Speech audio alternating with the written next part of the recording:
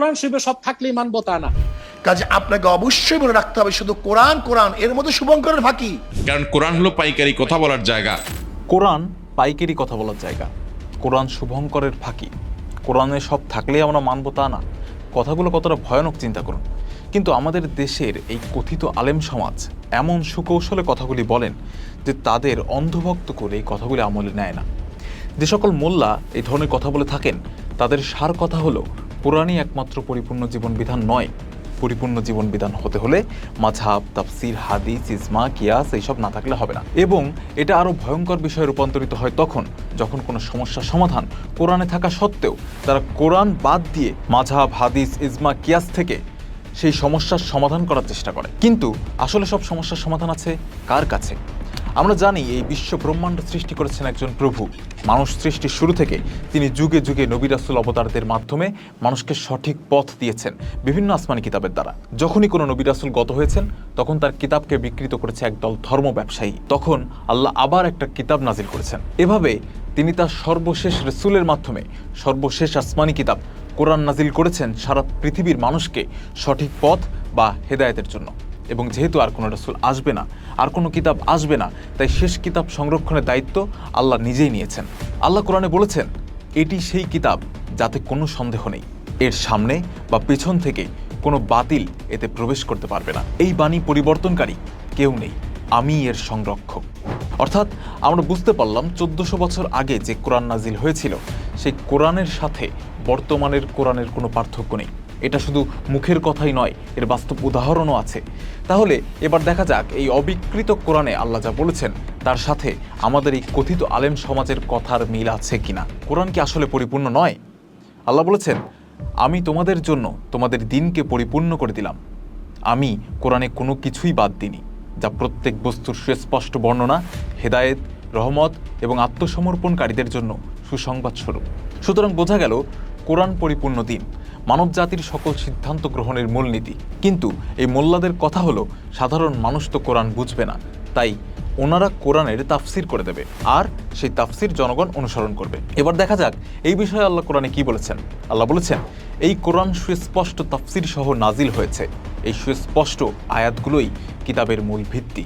এবার কথিত আলেমরা বলবে, ঠিক আছে, মূল ভিত্তি তো স্পষ্ট আয়াত, কিন্তু যেগুলো স্পষ্ট না সেগুলোর তো তাফসির লাগবে।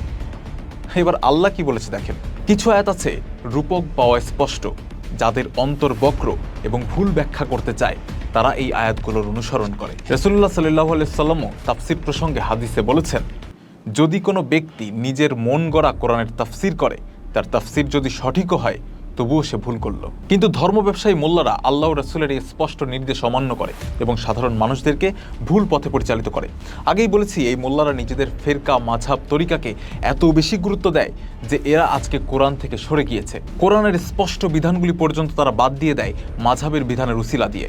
অথচ তারা যে মাযহাব অনুসরণ করে সেই মাযহাবের স্রষ্টা আবু হানিফা রাহমাতুল্লাহ নিজেই বলেছেন, যদি আমার কথা কোরআন ও রাসূলের বিরুদ্ধে চলে যায় তবে তোমরা তা পরিত্যাগ করো। রাসূলের জীবনীতেও আমরা পাই তিনি কোরআনের বিপরীতে যায় এরকম কোনো সিদ্ধান্ত গ্রহণ করতে নিষেধ করেছেন। বিদায় হজে রাসূলুল্লাহ সাল্লাল্লাহু আলাইহি ওয়াসাল্লাম বলেছেন, আমি তোমাদের মাঝে এমন একটা জিনিস রেখে যাচ্ছি, যদি তোমরা তা দৃঢ়ভাবে আঁকড়ে ধরো তবে কখনো পথভ্রষ্ট হবে না। তা হলো আল্লাহর কিতাব কোরআন। তাহলে হাদিস আর রাসূলের সুন্নাহর কি হবে? আমাদের আলেম সমাজই তো বলে হাদিস হচ্ছে কোরআনের বিস্তারিত রূপ। কথাটা এই পর্যন্ত ঠিকই আছে, কারণ আগেই বলেছি কোরআন হলো মূলনীতি। এখানে নামাজের কথা আছে, কিন্তু কখন কিভাবে নামাজ করবেন তার জন্য আপনার রাসূলের কর্মপদ্ধতি দেখতে হবে। কোরআনে জিহাদের কথা আছে, কিন্তু কিভাবে সেই জিহাদ বাস্তবায়ন করবেন তার জন্য আপনার রাসূলের জীবনী দেখতে হবে। এটাই হলো সুন্নাহ। কিন্তু যে আদেশ নির্দেশ কোরআনে দেওয়া নেই, সেই নির্দেশ হাদিস মাযহাবের নামে যারা ইসলামে সংযুক্ত করতে চায় তারা আসলে কোরআনকে পরিপূর্ণ হিসেবে মানে না। যেখানে আল্লাহ কোরআনের ধর্ম ব্যবসা করতে নিষেধ করেছেন, দিনের বিনিময় নিতে নিষেধ করেছেন, এখানে এই মোল্লারা আল্লাহর বিধান মানে না। আল্লাহ বলেছেন, যারা কোরআনের আয়াত গোপন করে এবং এর বিনিময়ে স্বল্প মূল্য গ্রহণ করে এরা নিজেদের পেটে একমাত্র আগুন ভক্ষণ করে। ওদের সাথে আল্লাহ কিয়ামতের দিন কথা বলবেন না এবং ওদেরকে পবিত্রও করবে না, এবং ওদের জন্য আছে যন্ত্রণাদায়ক শাস্তি। এই আয়াত জানার পরেও এই কথিত আলেম সমাজ আল্লাহর নীতিকে অমান্য করে নিজেরা ফতোয়া জারি করেছে।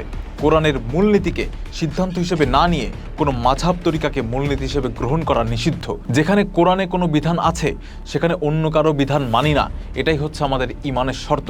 কিন্তু আমাদের দেশের এই আলেম নামধারী মোল্লা গোষ্ঠী নিজেদের ধর্মের ঠিকাদারি হিসেবে জনগণের সামনে পেশ করলেও আজকে নিজেরা তারা ঈমানের এই শর্তের মধ্যে নেই। মাযহাবগত শরিয়াকে ইসলামের নামে চালিয়ে সারা পৃথিবীর সামনে আজকে ইসলামকে হাস্যকর বানিয়ে তুলেছে। যেটা আল্লাহ বলে নাই, যেটা রাসূল করে নাই, সেই সব কাজ, সেই সব শরিয়া এর ইসলামের নামে চালু করেছে। যেখানে আল্লাহ সুদ হারাম করেছে সেখানে তারা সুদ ভিত্তিক অর্থনীতি নিয়ে কোনো কথা বলে না। যেখানে আল্লাহ দিনের বিনিময় নিতে নিষেধ করেছেন সেখানে তারা দিনকেই তাদের রুটি রুজির ব্যবস্থা বানিয়েছে। আল্লাহ মেয়েদের শালীনতার সাথে যে কোনো কাজে অংশগ্রহণ করতে বলেছেন, আর এরা মেয়েদেরকে বাক্সবন্দী করেছে। আল্লাহ বলেছেন পুরো জাতিকে ইস্পাত কঠিন ঐক্যবদ্ধ থাকতে, আর এরা ফেরকার উসিলা দিয়ে জাতি ভাগ করেছে। আল্লাহ বলেছে জিহাদ না করলে সে ইমানদার হবে না, আর এরা মানুষকে নামাজ রোজার আমল দেখিয়ে ইমানের মাপকাঠি নির্ধারণ করেছে। আল্লাহ বলেছে যারা কোরআন দিয়ে বিচার ফয়সালা করে না তারা কাফের, আর এই মোল্লারা যে কোনো ফয়সালা করে কোরআনকে বাদ দিয়ে অন্য সব ফতোয়া দিয়ে।